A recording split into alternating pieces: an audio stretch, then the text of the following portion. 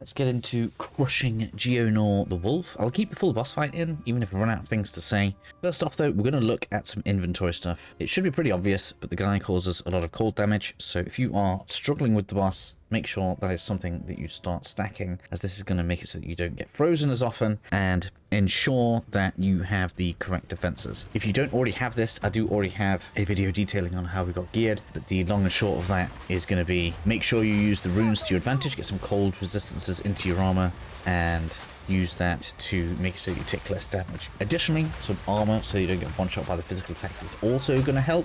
Of course, we go down into the arena and then start dealing with all of the humanoid enemies that are waiting for us in there. Once they're all gone, we are then going to be initiating and starting the fight. We're finally going to get into the fight now. Geonor's going to jump down and join us in the boss arena. Now, of course, I'm going to be using a lot of frost spells here. Just because the dude uses cold doesn't mean he's not susceptible to freeze. Using frost bomb to remove his resistances and using frost bolt to then continue building up freeze as we do damage. Do note, and I haven't actually gotten his health down to 0, but I don't believe we can actually skip the second phase by completely defeating him here, so we are just wearing his health down until we start the second phase.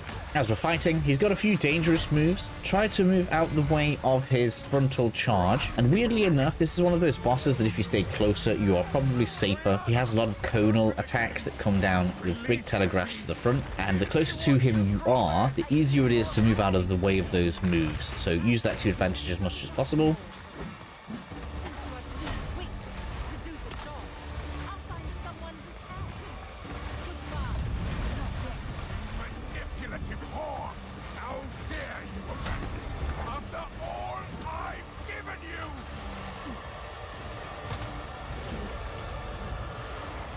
And this pretty much stays the same in his wolf form. He struggles to turn even more in this form, and realistically at this point the only thing we have to worry about is his big ice AoE and the ice beams. But they aren't going to start until we actually get his health further down. So we're still just going to keep on pelting him with frost bomb and frost bolt, and then backing up a little bit as he does his big AoE. Should be pretty obvious, but if there's a big red circle on the ground, don't stand in it. And then we have the point where we need to stay in the middle of the fog. Luckily we have frost bomb for this, so we can just keep on dropping that in the middle, and that is going to allow us to keep on clearing out the enemies. This is effectively going to be recharging our flasks, so long as we aren't taking too much damage whilst we're doing this. As far as I can tell, we are unable to hit the boss in this phase, so we're just lasting until the fog clears, and then we can continue fighting the boss.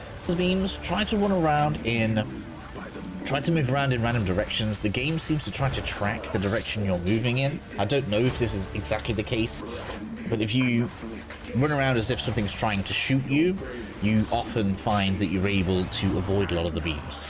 Continue pelting this boss with all of your spells and all of your damage, and victory should be yours in a fairly easy amount of time. With the boss defeated, you've completed Act 1. Congratulations everybody.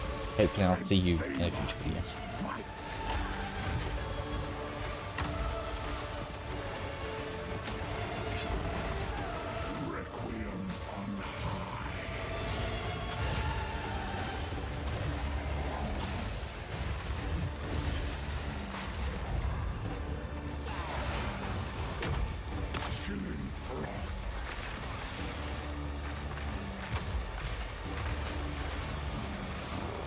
I will take out your heart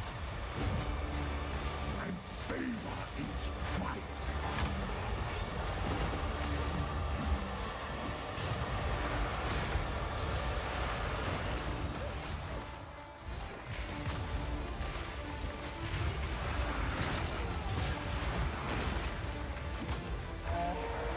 Not yet.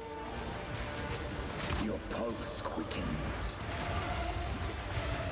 The eternal impure, with bloodlust empowered, our Ezemir endured, but soon all were devoured in unending war. Death waited at the door.